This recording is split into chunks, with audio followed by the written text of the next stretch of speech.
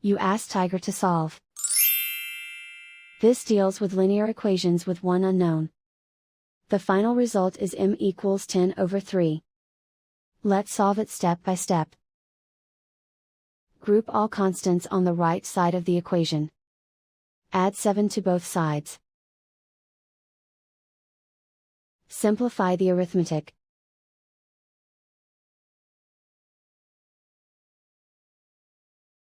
Isolate the m. Divide both sides by 6.